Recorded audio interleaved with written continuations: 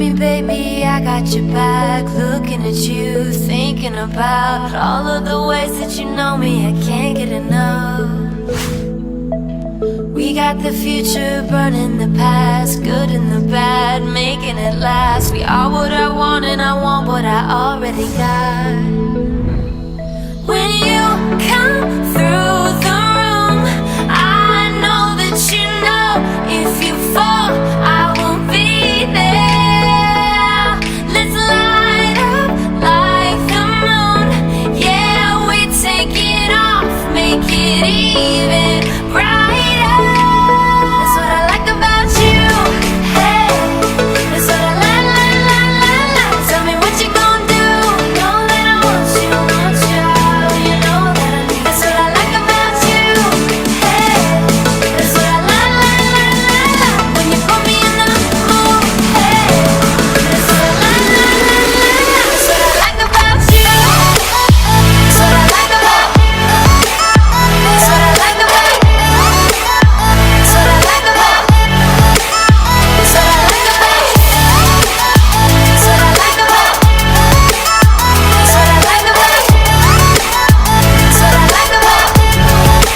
That's what I like about.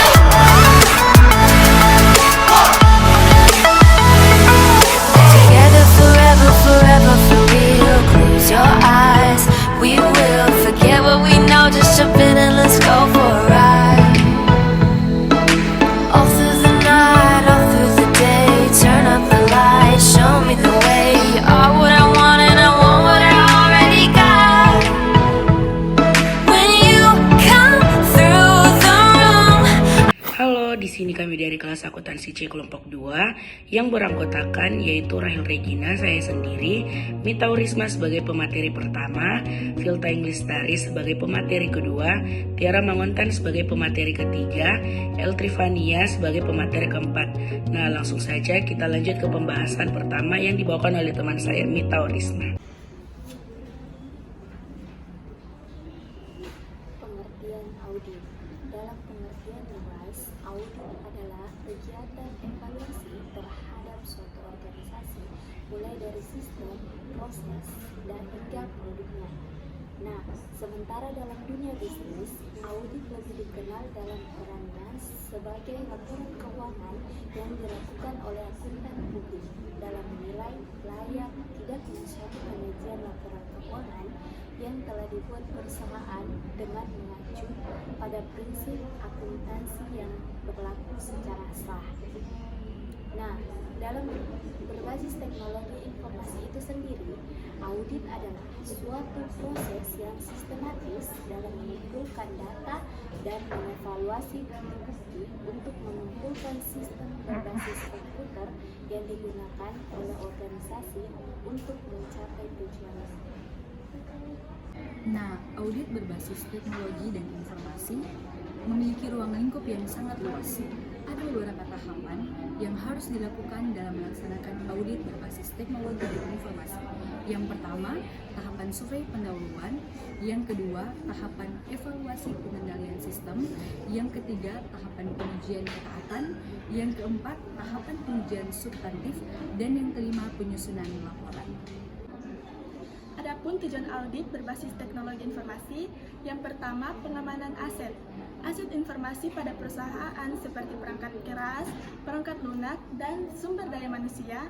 File data harus dijaga oleh sistem pengendalian intern yang baik supaya tidak terjadi penyalahgunaan aset perusahaan. Nah, 2. Menjaga integritas data. Integritas data adalah salah satu konsep dasar sistem informasi. Data mempunyai atribut tertentu seperti kelengkapan, kebenaran, dan keakuratan.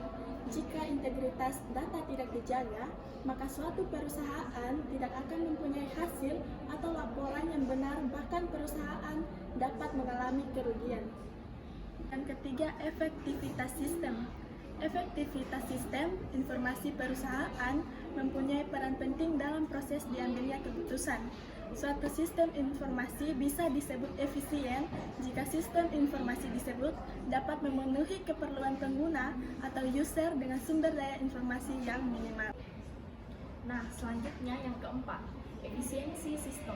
di mana suatu sistem itu bisa disebut efisien jika sistem informasi dapat memenuhi kebutuhan user dengan daya informasi yang minimal.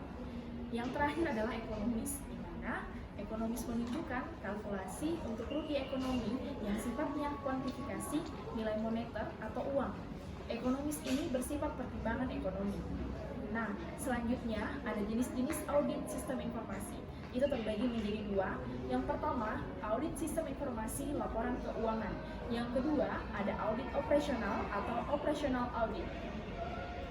Nah, materi selanjutnya adalah audit kerangka berbasis resiko, di mana audit internal berbasis resiko ini memiliki tujuan, yaitu untuk memastikan pengendalian internal, di mana proses bisnis perusahaan itu berjalan dengan tepat.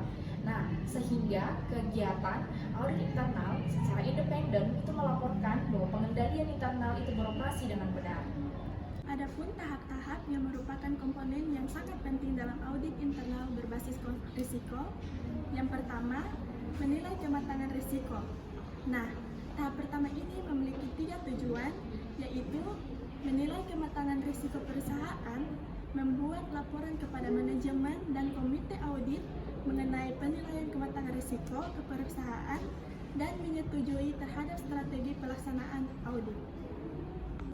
Tahap kedua itu perencanaan pemeriksaan periodik. Tahap kedua ini memiliki tujuan untuk memastikan semua proses manajemen risiko yang telah dilakukan sesuai dengan masukan dari audit internal telah berjalan objektif. Perencanaan pemeriksaan periodik merupakan kegiatan rutin yang dilakukan di mana rencana audit yang berisi semua audit yang akan dilakukan selama jangka waktu tertentu. 3 yaitu penugasan audit. Tahap 3 metodologi yang digunakan untuk melakukan audit internal berbasis risiko agar auditor internal dapat memfasilitasi perbaikan kerangka kerja manajemen risiko dalam perencanaan kerangka audit serta melakukan konsultasi untuk perbaikan dan peningkatan efektivitas penerapan manajemen risiko. Selanjutnya, itu ada manfaat audit berbasis teknologi informasi menurut Tortura et al. 2021. Audit berbasis teknologi informasi ini memiliki beberapa manfaat sebagai berikut. Yang pertama, mampu menyediakan kerangka kerja untuk pelaksanaan proses audit sehingga proses audit itu dapat lebih terfokus. Nah, yang kedua, memungkinkan pengembangan program audit yang efektif, efisien, serta meningkatkan rasa keinginan auditor. Nah, selanjutnya yang ketiga, itu mampu menghubungkan konsep materialistis dengan teknik sampling statistik. Baik, yang keempat yaitu membantu mengidentifikasi area pada sebagian besar fokus pekerjaan audit yang harus dilakukan sehingga memungkinkan auditor untuk lebih menghabiskan banyak waktu dan fokus pada area yang memiliki risiko lebih tinggi dan lebih sedikit waktu pada area yang berisiko lebih rendah.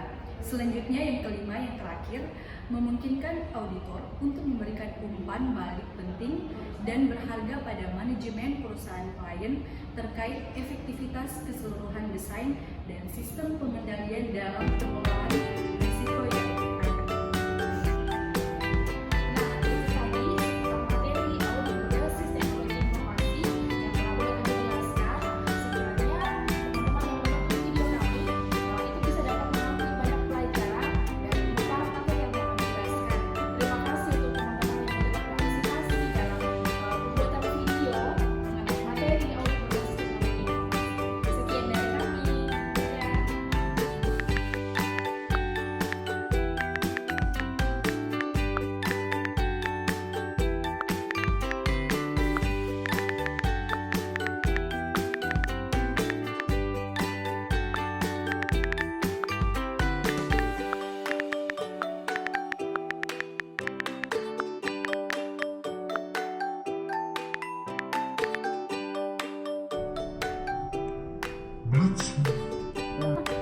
Menit ke laptop. Coba menit ke HP. Nah, itu tadi video atau pembelajaran tentang seputar audit. 3.